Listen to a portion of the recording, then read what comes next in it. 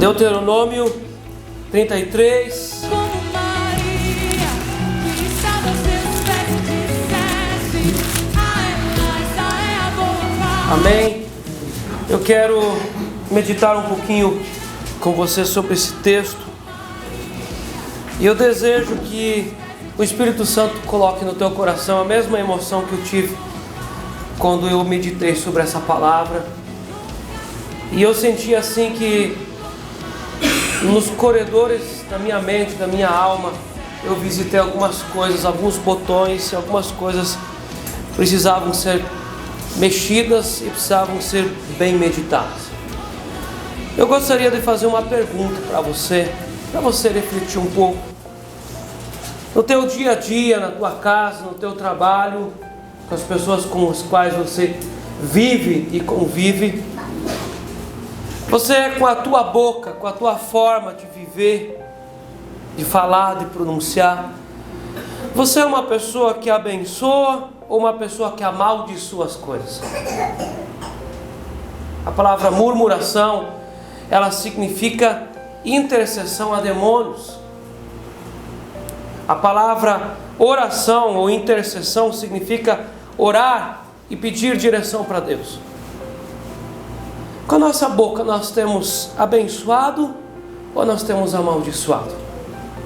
Nós temos na Bíblia, nós vemos nas Escrituras a bênção sobre pessoas, e nós vemos inclusive a bênção sobre animais, e a bênção sobre plantas, e a bênção sobre coisas. Amém? Nós temos abençoado, nós temos amaldiçoado. Nós estamos diante de um texto muito importante nessa noite. De fato, eu não quero me delongar nessa explanação. Nós já tivemos um momento de ceia de Pentecostes. Mas eu quero que você reflita junto comigo. Deus tem nos dado uma boca. Para você que é sacerdote da sua casa, homem, Deus tem dado para você uma palavra que você precisa abençoar. Abençoar sua esposa, abençoar seus filhos, abençoar as coisas que Deus deu para você, abençoar a tua casa, abençoar o teu trabalho. Deus nos deu uma boca, Deus nos deu inteligência e entendimento das coisas, e nós hoje sabemos que as palavras têm autoridade sobre as coisas. Todos nós aqui estudamos com abundância Deuteronômio 28, e nós entendemos que as palavras têm autoridade sobre plantas, sobre animais, sobre coisas e sobre pessoas. E quando nós chegamos no final de Deuteronômio, já nos despedindo, a porta do Deuteros já está fechando. Nós estamos quase com os pés no Jordão, saindo do deserto para entrar em Canaã. Perceba você que aqui há uma jornada. Nós saímos do Egito, nós passamos pelo batismo das águas, nós entramos no deserto e nós estamos finalizando o deserto, nós estamos entrando para a terra onde mana leite e mel. Você está entendendo isso? Então essa anatomia bíblica, ela é a anatomia da salvação. E quando nós vamos finalizando esses textos deuteronominais, que são as repetições, nós precisamos meditar sobre a bênção. E quando Moisés, o grande líder, o grande governador, o grande gestor, estava se despedindo dessa luz, desse sol, desse dia, dessa noite, dessa vida aqui nesse cosmos, ele deu a bênção dele para as tribos, ele deu a bênção dele para aquele que seria o sucessor do ministério dele. Ele abençoou. Nós vemos a transformação na vida de um homem, uma transformação profunda. Meus irmãos, nesses últimos dias eu tenho pregado bastante sobre isso, nas comunidades, sobre se você tem Jesus, você precisa ser transformado. Você precisa olhar para a tua vida e você precisa se surpreender com você, de como as tuas palavras têm mudado, como as tuas atitudes têm mudado, como o domínio próprio tem entrado no teu coração, como você parou de blasfemar e começar a abençoar, como você parou de reclamar e começou a reconhecer, como você parou de desonrar e começou a honrar. Jesus em nós não é apenas a esperança da glória, mas é a transformação desse corpo. Nós vemos em Moisés um homem que foi transformado verdadeiramente. Um homem que começou a sua história sobre as águas. Um homem que teve uma mancha na história por matar um egípcio, por bater na rocha. Mas um homem que nos últimos dias foi elogiado, que não houve sobre a terra homem mais manso do que Moisés. E esse homem, com o coração paterno, com o coração de pai, quando vai para a eternidade, ele deixa as bênçãos dele adquiridas para os seus filhos. E por isso que nós vamos ler esse texto, e eu quero pegar o tema desse texto para nós meditarmos um pouco. E o texto começa: esta é a bênção que Moisés, homem de Deus, ele não pertencia mais para ele. Esse homem entrou tão profundo no espírito, no ministério, no entendimento das coisas do Senhor, que ele é chamado homem de Deus. Ele não era mais ele. Nós encontramos essas mesmas palavras no começo de várias cartas de Paulo, inclusive Paulo dizendo: não vivo mais eu, mas Cristo vive em mim, no sentido, eu nem sou mais eu nem pertenço mais para mim. Homem de Deus deu aos filhos de Israel antes da sua morte. Disse, pois, o Senhor veio do Sinai. Lembra que Deus desceu em forma de mandamentos. Pentecostes, 50 dias após a saída. Pentecostes, assim como os céus se abriram e Deus desceu em forma de mandamentos, no Pentecostes o céu se abriu e Deus desceu em forma de fogo. Quando nós vamos traduzindo a escritura do hebraico, nós entendemos que foi fogo que escreveu na rocha os mandamentos. O fogo de Deus. A minha mente, que imagina bastante coisa, quando eu leio esse texto, eu imagino um laser, uma máquina escrevendo, e eu imagino Moisés olhando aquela situação, e depois que aquele laser de fogo passa, a escrita permanece. Do Pentecostes desceu fogo, não sobre pedras, mas sobre pessoas, e escreveu o mandamento de Deus no coração das pessoas. Quando você lê Atos 2, você vai ver claramente um vento impetuoso estava entre eles, logo depois sobre eles e depois dentro deles. Aquele mesmo fogo que desceu sobre pedras, depois desceu sobre pessoas. O apóstolo Paulo escreve dizendo que a lei dele não está mais escrita em pedras, mas em corações. Homem de Deus. Disse, pois, o Senhor veio do Sinai e lhes alvoreceu de Seir, resplandeceu desde o monte Parã e veio das miríades dos santos. À sua direita havia para eles o fogo da lei. A lei é fogo. A lei contém nela a mesma natureza do Criador. Deus é fogo consumidor, que limpa o nosso coração, que limpa a nossa vida, que limpa a nossa casa, que limpa a nossa cama, que limpa a nossa pia, que limpa a nossa cozinha. Deus é fogo consumidor, e a mesma natureza do Pai está na sua criação. A lei é fogo, o fogo da lei. Na verdade, amas os povos, todos os teus santos estão na tua mão, eles se colocam aos teus pés e aprendem das tuas palavras. Que palavra que significa sentar-se aos pés para aprender? Discípulo. Vamos falar junto?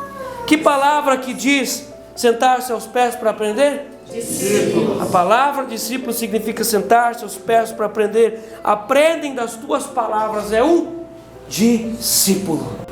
Moisés nos prescreveu a lei por herança da congregação de Jacó, e o Senhor se tornou rei ao seu povo amado quando se congregaram os cabeças do povo com as tribos de Israel. Viva Rúben, e não morra, e não vejam poucos os teus homens, não sejam poucos os teus homens. Isto é o que disse de Judá. Ouve, ó Senhor, a voz de Judá, e introduze-o no seu povo, com as suas mãos peleja por ele, e se tu ajuda contra os seus inimigos. Jesus era leão da tribo de Judá. Mas o sacerdócio do Antigo Testamento era de qual tribo?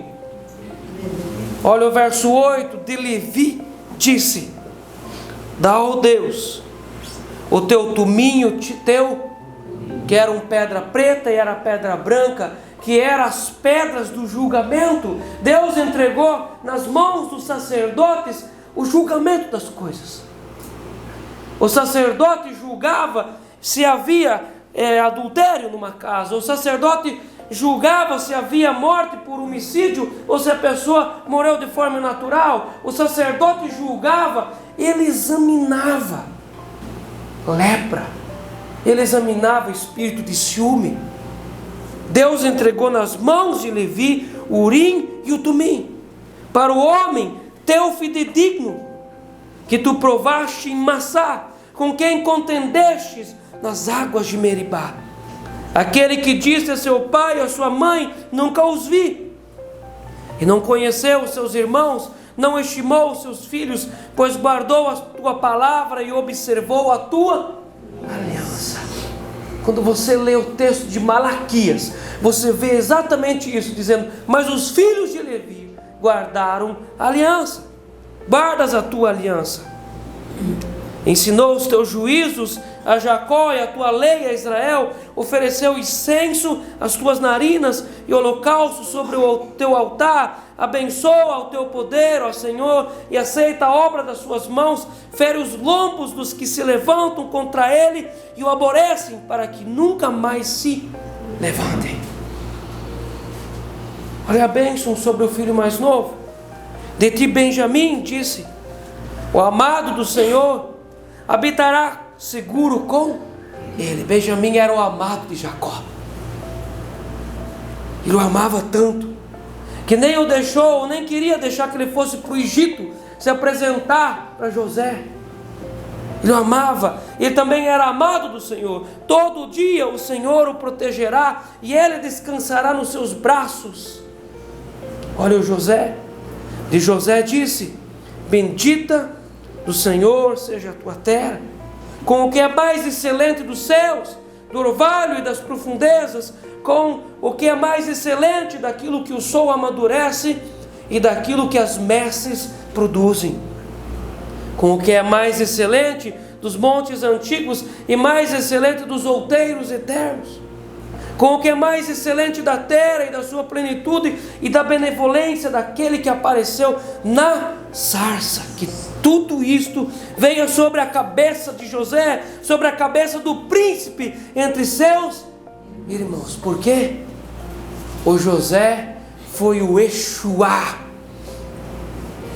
aquele que produziu alimentos para sustentar todas as tribos de Israel no tempo da seca. E ele continha nele o Espírito de Cristo, ele é o tipo do Cristo, porque ele salvou todos da morte e da fome. Agora, não está mais no pai a bênção, mas nos filhos, e os filhos carregam sobre eles a mesma bênção. Que Deus te abençoe, que as plantas sejam excelentes, que a multiplicação seja excelente sobre a cabeça do príncipe entre seus irmãos. José era príncipe no Egito, e os seus filhos carregavam esse sangue, carregavam essa aliança, eram príncipes. Amém? Verso 17. Ele tem a imponência do primogênito do seu touro, e as suas pontas são como as de um boi selvagem. Com elas ele chassará todos os povos, até as extremidades da terra, tais pois as miríades de Efraim, e tais os milhares de Manassés, os 2 filhos de José, que Jacó colocou na aliança, quando ele abençoou os seus filhos, os 12 filhos, ele colocou Efraim e Manassés na aliança, junto com todos os seus filhos. 18, de Zebulão disse: alegra-te, Zebulão, nas tuas saídas marítimas, e tu, Issacar, nas tuas tendas. Os 2 chamarão os povos ao monte, ali apresentarão ofertas legítimas, porque chuparão a abundância dos mares e os tesouros escondidos da areia. De Gade disse: bendito aquele que faz dilatar Gade, o qual habita como a leoa e despedaça o braço e o alto da cabeça. Ele se proveu da melhor parte, porquanto ali estava escondida a porção do chefe. Ele marchou adiante do povo, executou a justiça do Senhor e os seus juízos para com Israel. De Dan disse: Dan é leãozinho, saltará de Bazã. De Naftali disse: Naftali goza de favores, e cheio da bênção do Senhor, possuirá o lago e o sul. De Asser disse: bendito seja Asser entre os filhos de Jacó, agrade os seus irmãos e banhe em azeite o pé. Sejam de ferro e de bronze os seus ferrolhos, e como os teus dias durará a sua paz. Não há outro amado semelhante a Deus, que cavalga sobre os céus para a tua ajuda, e com a sua alteza sobre as nuvens. O Deus eterno é a tua habitação, e por baixo de ti estende os braços eternos. Ele expulsou o inimigo diante de ti e disse: destruiu. Israel, pois, habitará seguro. A fonte de Jacó habitará a sós numa terra de cereal e de vinho, e os seus céus destilarão orvalho. Feliz és tu, ó Israel. Quem é como tu? Povo salvo pelo Senhor, escudo que te socorre, espada que te dá alteza. Assim os teus inimigos te serão sujeitos, e tu pisarás os seus altos. Amém. No capítulo 34, que vai ser o próximo culto, nós vamos falar um pouco sobre alguns pontos, e o texto aqui fala sobre a morte de Moisés. No hebraico a palavra bênção é barach, que vem de uma raiz da palavra baraker ou berakel, que significa ajoelhar, abençoar, exaltar, agradecer, felicitar, saudar. E é encontrada muitíssimas vezes nas escrituras a palavra abençoou e deu a sua bênção. No grego a palavra bênção é benedicere, que significa falar bem, desejar algo bom, alguém louvar ou abençoar. Receber bênção, ter o poder e a autoridade para algo dar certo. O que é receber uma bênção? É receber um poder, é receber uma autoridade para algo dar certo. Receber uma bênção significa ter a autorização de alguém maior para abrir caminhos, ser abençoado. Ser abençoado significa ter o envolvimento de alguém poderoso nas mãos para algo ter êxito, para fazer aquilo que nós não podemos fazer. Bênção é um favor sobrenatural e vital. E quando nós vamos meditar sobre a palavra bênção, o sentido da bênção e o espírito da bênção, nós confundimos bênção com graça, charismata com baraká. Porque nós perguntamos de uma forma simples o que é graça, e nós vamos responder favor e merecido. E se nós perguntarmos o que é bênção, nós vamos responder de igual forma, é favor e merecido. É bênção, charismata. A bênção é um favor sobrenatural e é vital. Você não pode, você não consegue viver sem a bênção de Deus. Ninguém consegue viver sem a bênção de Deus. Sem a bênção de Deus, uma casa não vive, ela sobrevive. Sem a bênção de Deus, um casamento não vive, sobrevive, se arrasta. Sem a bênção de Deus, o seu trabalho não vive. Sem a bênção de Deus, a sua vida é muito difícil. Sem a bênção de Deus, nenhuma pessoa pode viver. A bênção é um favor sobrenatural e vital, sem o qual as portas e os caminhos fechados, mas com ele, portas abrem, caminhos destravam, os céus se derramam sobre nós. Quando existe bênção, nós sabemos que nós temos bênção. Nós sabemos. Quando nós não temos a bênção, nós sabemos quando não temos bênção. Não podemos descrever com palavras o que é uma bênção. Como que eu vou descrever o que é uma bênção? Meus irmãos, é algo que não dá para colocar dentro de uma medida, não dá para medir por metros, nem quilômetros, nem por temperatura. Como que eu vou descrever uma bênção?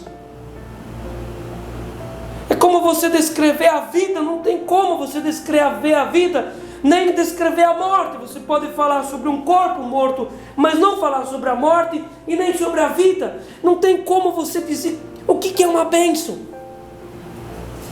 Meus irmãos, não podemos descrever com palavras o que é uma bênção, mas sabemos muito bem quando ela está conosco ou não. Nós sabemos. Tem um trocadilho bem chula que eu uso para as pessoas entenderem as coisas. Eu digo assim: uma pessoa pode não saber a receita de fazer pão, mas uma pessoa sabe a diferença entre uma pedra e um pão. Nós podemos não saber descrever uma bênção. O que é uma bênção na teologia? Mas você sabe se a bênção de Deus está com você ou não. Caminhos fechados, portas travadas, vida arrastada, céu fechado, terra de ferro, a vida de bronze, a coisa não anda, e é 5 passos para frente, 7 para trás, e não tem jeito. A sua vida só funciona, só flui quando a bênção de Deus está sobre você. Existe diferença entre prosperidade financeira, de aumentar os ganhos. Existe também a bênção entre ganhos, altos ganhos, e você ter a bênção. Uma pessoa pode ter um alto salário, um alto rendimento, um grande faturamento e não ter a bênção de Deus sobre a vida dela. O favor sobrenatural e poderoso é essencial para a vida humana. E a bênção é um favor sobrenatural que toca o nosso natural. Meus irmãos, a igreja de Jesus não pode sequer dar um passo sem o favor do Criador.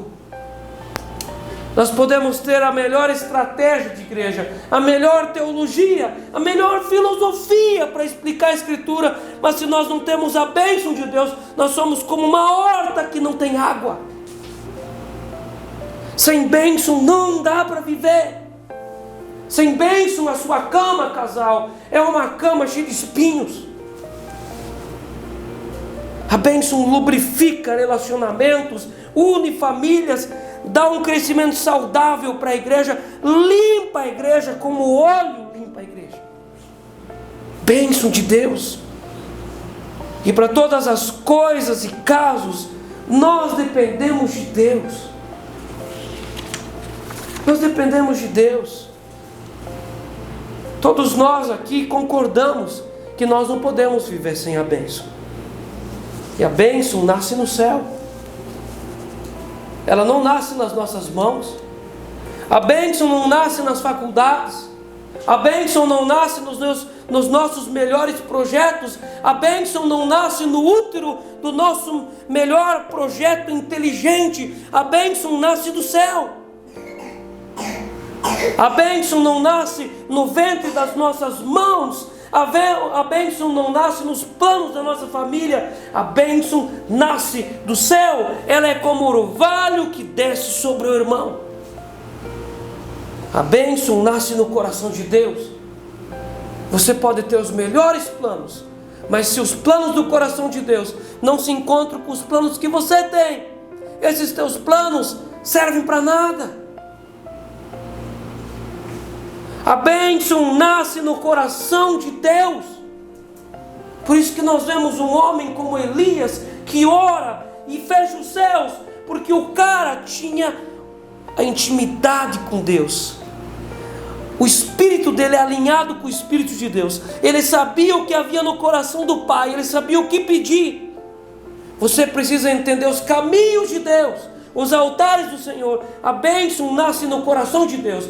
E quando os nossos pedidos se encontram com o coração de Deus, então existe um milagre.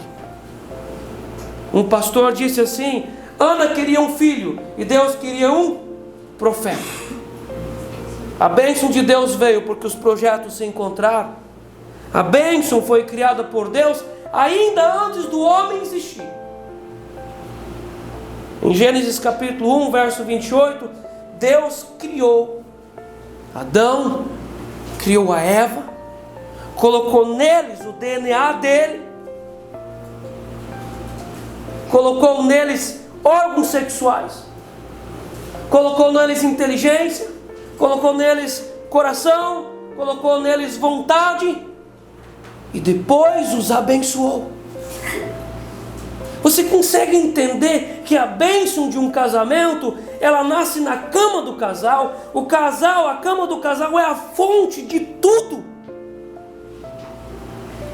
Deus não abençoou o braço, a cabeça, a orelha, mas Deus abençoa qual parte? Criou, Deus pôs o homem, a sua imagem, a sua semelhança, ou criou o homem e mulher, os criou, e Deus os abençoou e lhe disse: sede fecundos. Deus não disse que vocês sejam inteligentes, que vocês façam grandes projetos, que vocês construam muito, que vocês sejam felizes, mas Ele disse: sede fecundos. Deus abençoa. É necessário ter a bênção de Deus para que isso aconteça. Sede fecundos, multiplicai-vos, enchei a terra e sujeitai. Nós vemos Deus abençoando o ser humano. Deus abençoou também Abraão, que é o pai da fé. Em Gênesis 24, 1 diz: Abraão era então um homem muito idoso, avançado em dias, e o Senhor em tudo o havia abençoado. Em tudo. Abraão era construtor de altares, o homem que invocava a Deus, e em tudo o Senhor o havia abençoado. Abraão recebeu a bênção, e antes dele se mudar dessa terra para a eternidade, ele abençoou o seu filho. Em Gênesis 25, 5, o texto diz que Abraão deu tudo o que ele possuía para Isaac. Tudo. O texto lá fala sobre bens, mas com certeza primeiro ele concedeu a sua bênção para Isaac, a bênção da primogenitura. Em Gênesis 25, 11 diz assim: depois da morte de Abraão, Deus abençoou Isaac, seu filho. Deus abençoou Isaac. Nós vemos a questão em torno da bênção nas escrituras, e Esaú vendeu o direito da bênção, o direito da primogenitura, por um prato de lentilhas. Jogou fora a sua bênção. Então nós vemos que alguém pode jogar fora a sua bênção, pode colocar fora, desprezar a sua bênção. Esaú é o cara que desprezou a sua bênção, e Jacó é o cara que comprou uma bênção por um prato de lentilhas. Jacó, por astúcia, comprou a bênção, e depois junto com a sua mãe, roubaram a bênção de Jacó nos últimos dias de Isaac, quando ele estava cego, tudo por uma bênção, porque os caras entendiam que esse negócio da bênção é um negócio que muda a vida da pessoa. Eles entendiam que por detrás desse negócio chamado bênção existia um caminho, existia um negócio espiritual, existia um destravamento das coisas. E eles entendiam que uma vida é sem bênção e a vida com bênção é diferente. Eles entendiam. E por causa desse entendimento de ter uma bênção, o Esaú estava a fim de matar o seu irmão. Eles entendiam que a bênção tinha poder e autoridade. Jacó apenas consegue voltar depois para casa, quando ele sai lá da casa do sogro dele, após ele receber a bênção de Labão. A Bíblia fala que ele tentou fugir, enquanto que o Labão e os filhos dele estavam para outras terras, ele tentou fugir. E a Bíblia diz que só quando o Labão deu a bênção, o sogro deu a bênção para a filha e para o genro, então foram despedidos e continuaram a sua vida.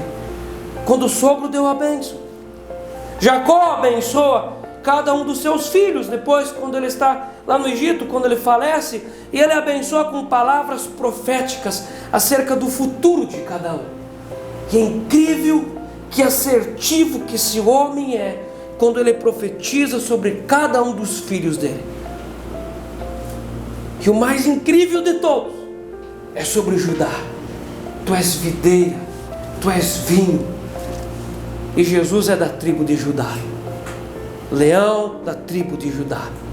A videira, o sangue, o corpo, o pão, o trigo. Esse homem acertou. Jacó foi profeta nos últimos dias da sua vida. Abençoou os seus filhos. Os sacerdotes do tabernáculo abençoavam o povo. As pessoas iam, faziam seus sacrifícios, pagavam seus pecados ou davam oferta de remissão, e os sacerdotes abençoavam o povo. Pelo menos 3 vezes por ano, nas festas anuais, os sacerdotes abençoavam todo o povo. Número 6, verso 24 a 26, eles abençoavam com a bênção: o Senhor te abençoe e te guarde, o Senhor faça resplandecer o rosto sobre ti, o Senhor sobre ti levante o seu rosto e te dê a paz. Eles abençoavam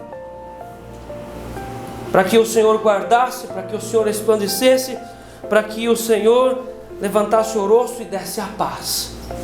Bênção. Meus irmãos, bênção não são palavras ao vento. Meus irmãos, bênção não são palavras ao vento. Assim como maldições não são palavras ao vento. Talvez você tenha sido uma pessoa que na sua casa, no decorrer dos anos, você tenha levantado muitos altares de maldição, reclamando, blasfemando, murmurando, sendo insatisfeito com as coisas, levantando altares. E esses altares são visitados por demônios. Meus irmãos, bênção e maldição não são palavras ao vento, porque palavra lançada é palavra lançada. Tanto é que a palavra de Jacó para os 2 filhos foi palavra lançada, ela deu certo. Nós precisamos cuidar das palavras que nós lançamos. Por isso que nós retornamos à primeira pergunta: o que nós fazemos? Nós abençoamos ou nós amaldiçoamos? O que nós mais fazemos? O apóstolo Tiago chama atenção dizendo: não há como de um mesmo poço brotar água doce e água amarga. Não há como com a mesma boca você amaldiçoar ou você ficar abençoando e amaldiçoando. Ou você amaldiçoa ou você abençoa. Qual das palavras que saem da sua boca são verdadeiras? A da bênção ou da maldição? Não é possível com a mesma boca amaldiçoar e também abençoar. Por isso que bênção não é palavras ao vento. Em Gênesis capítulo 12, verso 3, Deus fala para Abraão, quando chamou ele: abençoarei os que te abençoarem, e amaldiçoarei os que te... Essa bênção, essa palavra está sobre a igreja de Jesus hoje. Deus abençoa aqueles que abençoam a igreja, e Deus amaldiçoa aqueles que amaldiçoam a igreja. A mesma palavra está sobre nós. Meus irmãos, é de extrema importância o cristão ter a bênção na sua vida.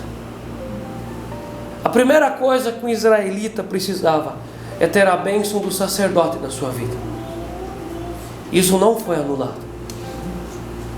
É muito importante o cristão ter a bênção do seu pastor na sua vida.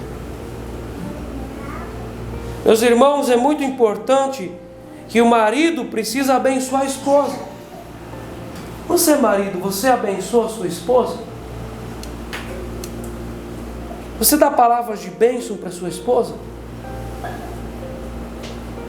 Quantos maridos que matam a esposa bem devagarzinho, com palavras de reclamação, murmuração, nada tá bom que chega. Isso é abençoar ou é amaldiçoar? Amaldiçoar. A esposa se organiza, se esforça por uma boa comida, o homem senta lá e nem sequer diz alguma coisa, é um insatisfeito, mata o coração da esposa aos poucos. Homem, você precisa abençoar sua esposa, não só apenas com palavras, mas com atitudes. O marido precisa ser o sacerdote do lar, é o primeiro que precisa abençoar todas as coisas, gente. Lançar palavras de bênçãos, lançar palavras de gratidão, levantar altares de gratidão dentro da sua casa. O marido precisa abençoar a esposa precisa abençoar o marido. Meus irmãos, uma esposa sem um marido é uma mulher desprotegida. A cobertura do lar é o marido que faz. Se bem que tem maridos que a cobertura do lar é toda furada. É igual chuva de granizo que quebra o internet e fica tudo furado. Você, meu irmão, precisa consertar esse telhado se for desse jeito. A esposa precisa orar pelo seu marido para que Deus dê vida e vigor para o seu marido. Você já reparou que existem muito mais viúvas do que viúvos?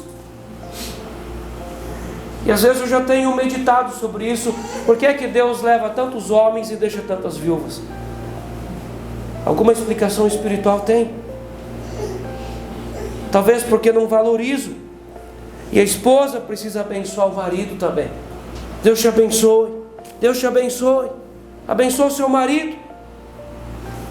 Muito mais ainda diante dessa ideia progressista que há hoje no nosso mundo, que o marido precisa trabalhar, e muitas vezes o lema da casa é, a mulher diz, o meu dinheiro para o dinheiro que ela ganha, e o nosso dinheiro para o dinheiro que o marido ganha. Isso também se instala em outras áreas da vida. E às vezes a mulher ela nem percebe que ela é uma sanguessuga. Ao invés dela abençoar o marido, ela ainda oprime. Então aqui a facada é para os dois lados. Nós precisamos abençoar o nosso cônjuge com palavras, com atitudes. Meus irmãos, pais precisam abençoar os seus filhos. Você, pai e mãe, você abençoa os seus filhos? Você dá a tua bênção para eles?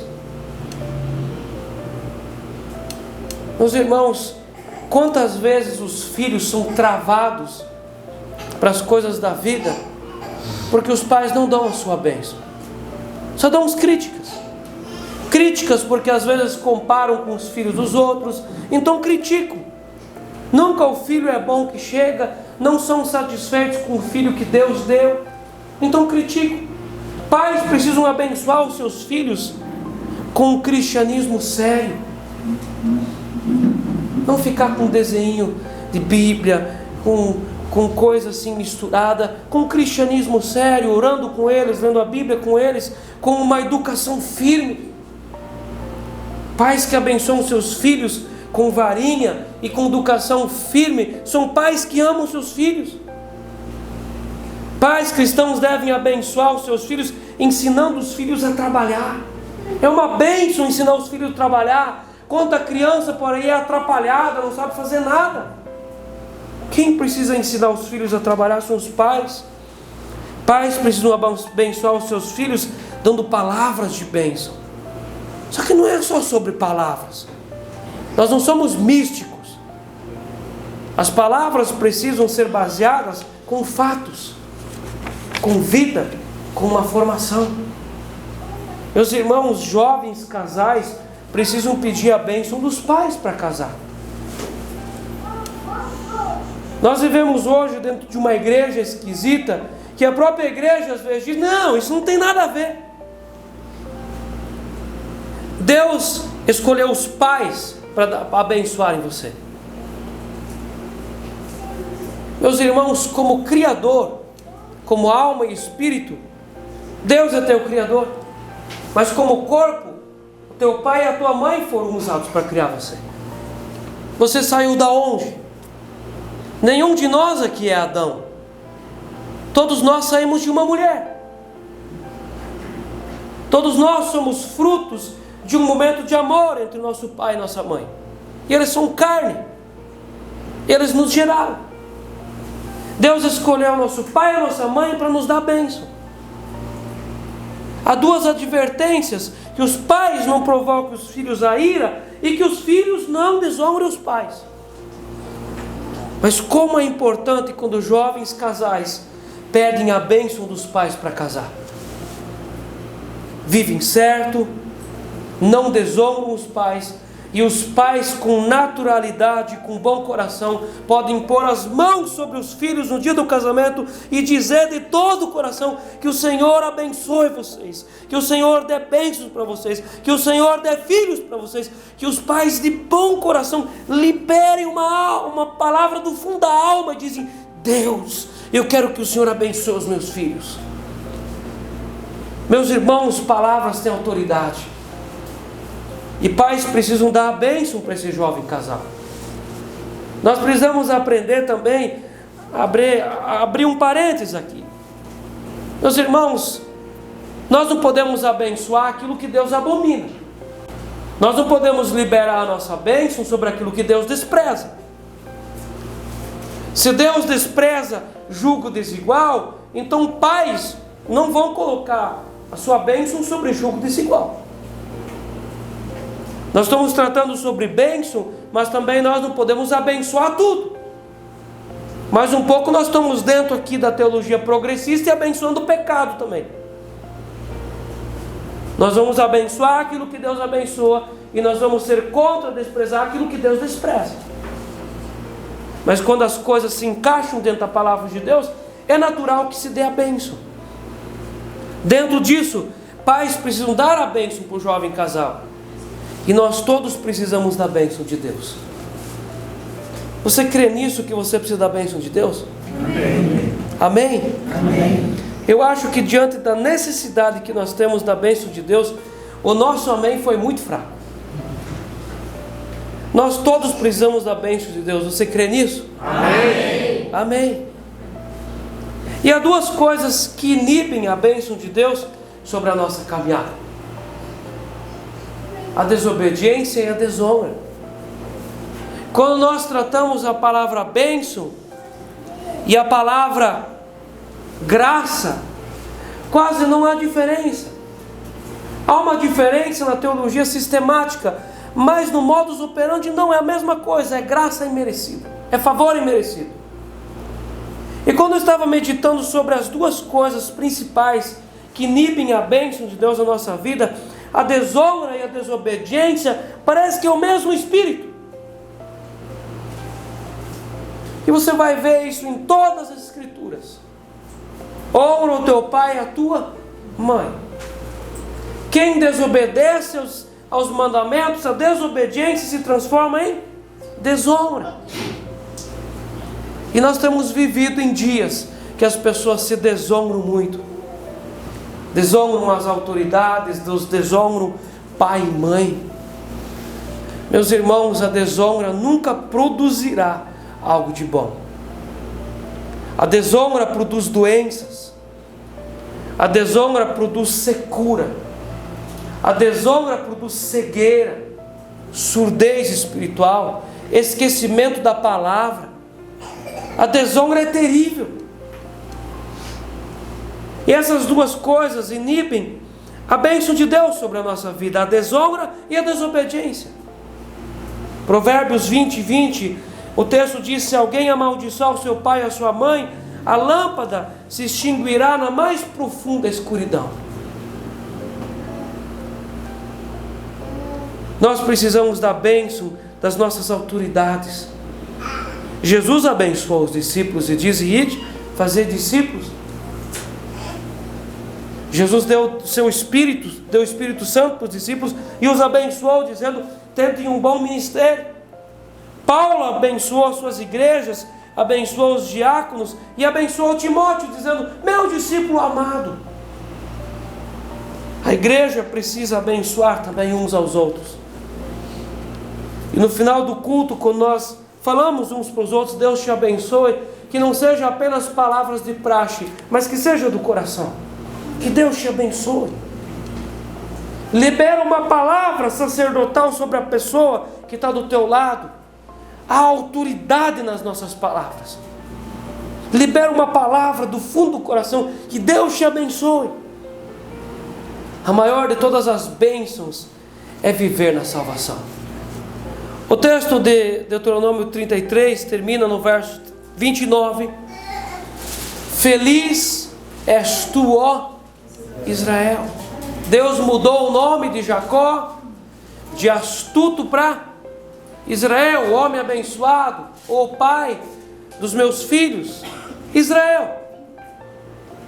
No Antigo Testamento, o povo de Deus era Israel. Na Nova Aliança, o povo de Deus são todos aqueles que são entregues ao sangue de Jesus. São os cristãos. Então, feliz és tu, ó igreja, feliz és tu, Israel. Nós somos Israel de Deus. Quem é como tu? Povo salvo pelo Senhor. Salmo 51, no verso 10 ao 12, aqui, o icônico salmo de Davi, quando estava desesperado. E o Salmo 51, do verso 10 ao 12, ele diz: cria em mim, ó Deus, um coração puro, e renova dentro de mim um espírito inabalável.